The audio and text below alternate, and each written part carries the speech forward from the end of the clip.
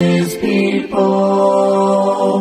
as the mountains surround Jerusalem, so the Lord surrounds His people. Surround us, Lord.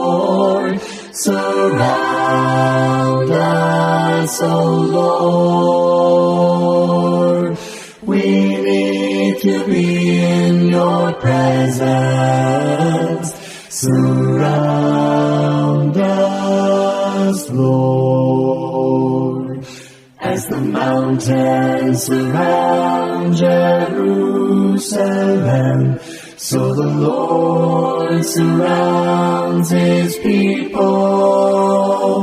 As the mountains surround Jerusalem,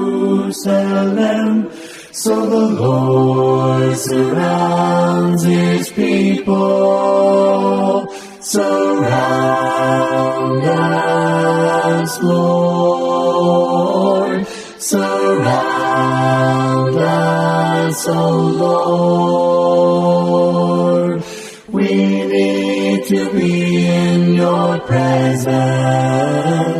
Surround us, Lord. Surround us, Lord. Surround us, O Lord. We need to be in your presence. Surround us, Lord. Surround us, Lord.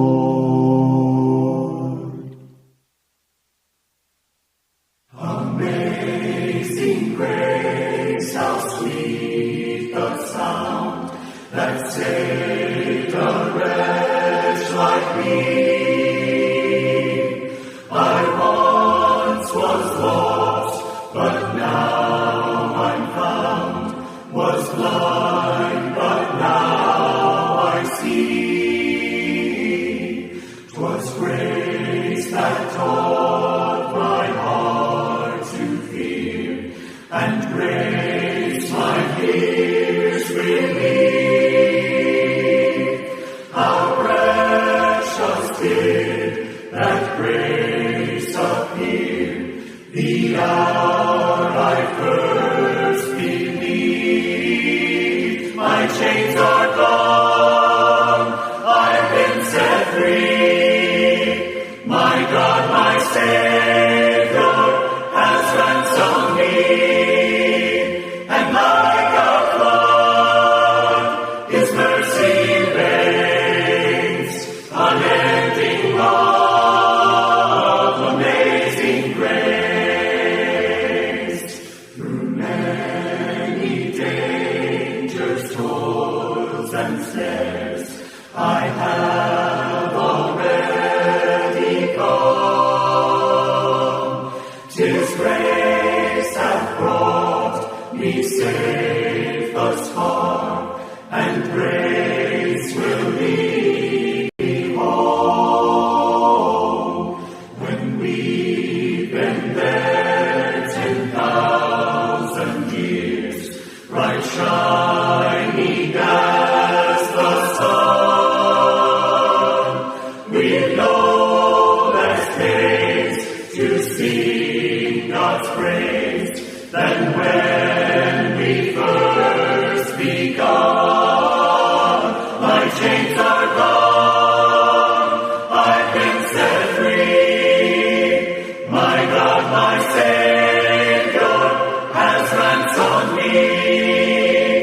And like a flood, His mercy reigns, unending love, amazing grace.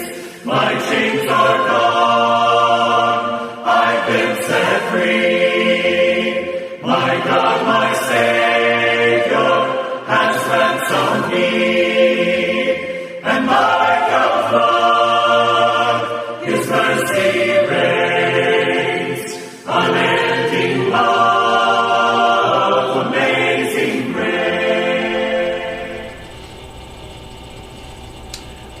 Welcome back, everyone. This week's study through the book of Psalms brings us to Psalm 53, and I suspect today's recording may be about the shortest one that I do of any of the Psalms that we cover through the book. The reason being because we've already covered this particular Psalm. If you're kind of reading through, you're trying to follow along with what we're covering today, you may think to yourself, haven't I heard this before? And that's because you have. Psalm 14 and Psalm 53 are almost identical, verbatim. It's almost the same psalm.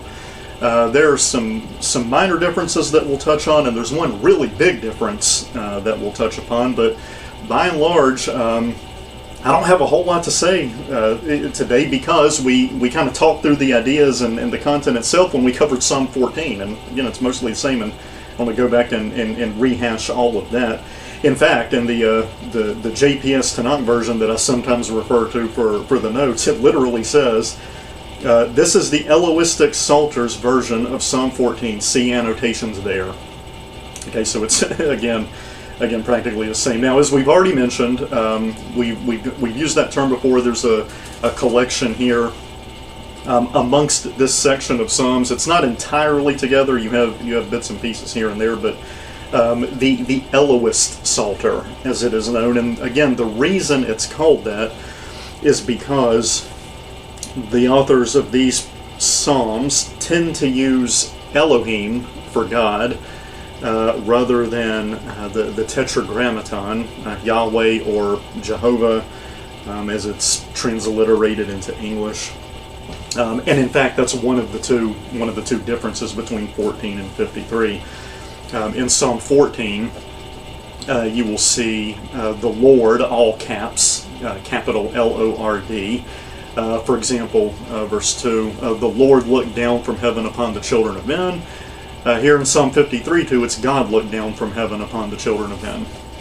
And so this is, sometimes you'll hear this referred to as the Eloist versus Yahwist, the names that are used for God. You can see the difference here amongst some of the Psalms, this probably being the prime example, simply because they're otherwise almost, as I said, verbatim the same for the most part. It's like 90% the same. You can find this too sometimes. It's an interesting exercise. Go back to go to Genesis in particular. That you can see this in some of the other books, the Torah, the first 5. You'll see some sections that tend to use all caps Lord. Others that tend to use God. It's Yahweh versus Elohim. It's just an interesting thing to note at times. So again, this is part of the Eloist Psalter, as it's known, this collection of Psalms that prefers the term Elohim. And again, as the JPS notes it, it's considered the Eloist version of Psalm 14, which uses Yahweh, or all caps Lord. But you can put them side by side, as I've actually done here in an Excel sheet, and you can see precisely where they differ. So, just a couple of things to note. At the beginning, the fool said in his heart. I don't know if we mentioned this when we covered it in Psalm 14 or not, but because it's recently come up in our Sunday morning class in 1 Samuel, I'll note it because it's of interest. And the word translated "fool" is. Can you guess what it might be?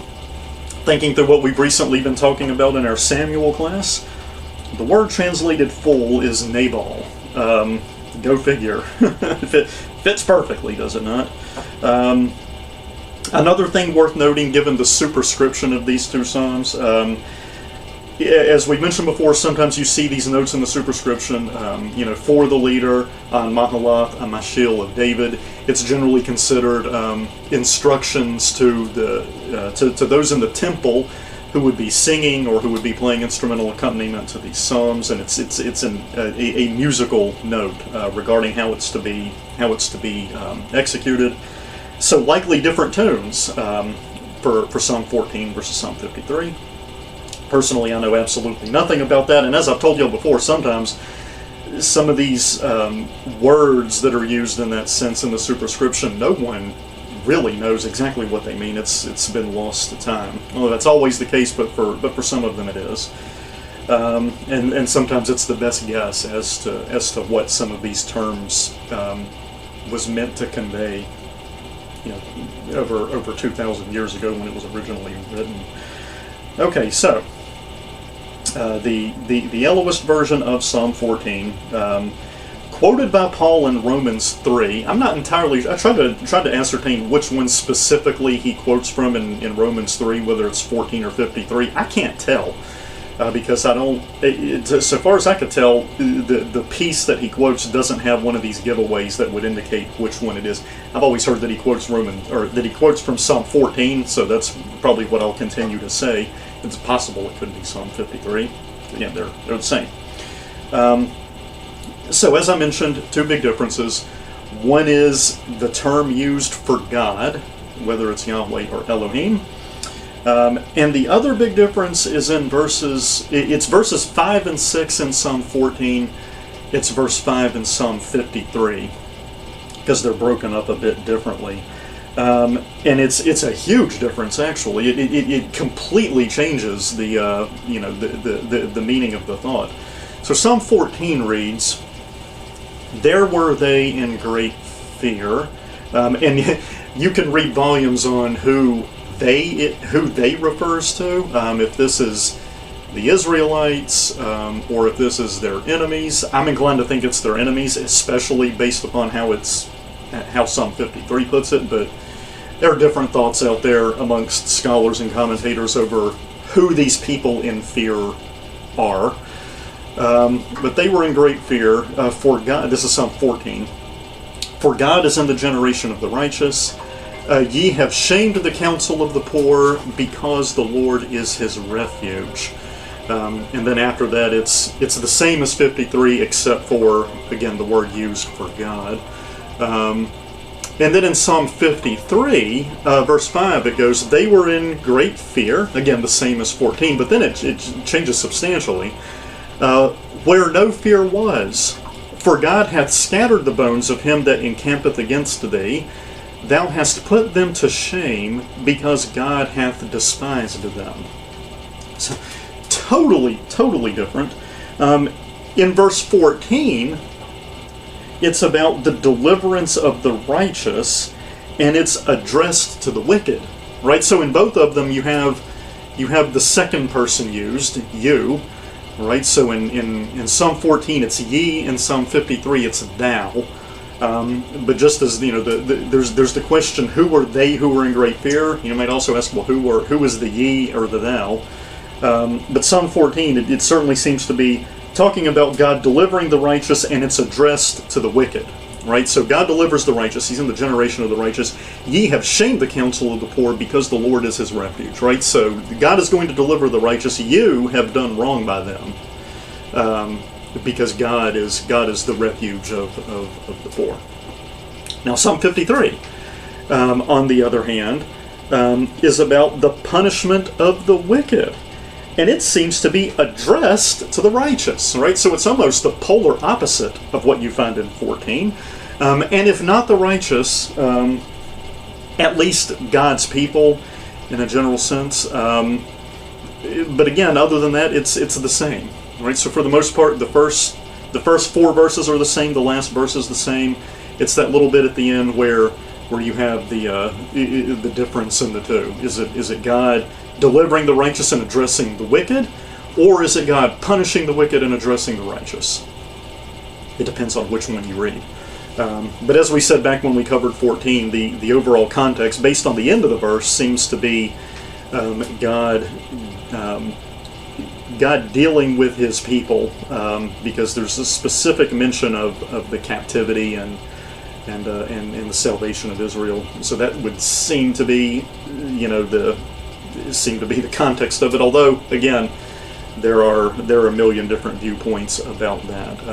Whether, including the timing of when this is written. Is it there, or is it years earlier, in anticipation of captivity? Again, largely because it's attributed to David. Although that's, as we've said before, more a traditional ascription. But anyway, that is Psalm 53. Again, if you want more thoughts on the content itself, especially dealing with Paul's use of it, I would refer you, as the JPS does, back to the comments already made in 14. Again, but that part in particular, it's very similar, if not identical to it. All right, so that is Psalm 53. Lord willing, we will continue on next time, Psalm 54. Thank you very much for your kind attention. Over all the earth you reign on high, every mountain stream, every sunset sky. But my one request, Lord, my only aim, is that you reign in me again. Lord, reign in me, reign in your power, over all my dreams. In my darkest hour, you are the Lord of all I am. So won't you reign in me again? Over every thought, over every word, may my life reflect the beauty of my Lord. 'Cause you mean more to me than any earthly thing. So won't you reign in me again? Lord, reign in me, reign in your power, over all my dreams. In my darkest hour, you are the Lord of all I am. So won't you reign in me again?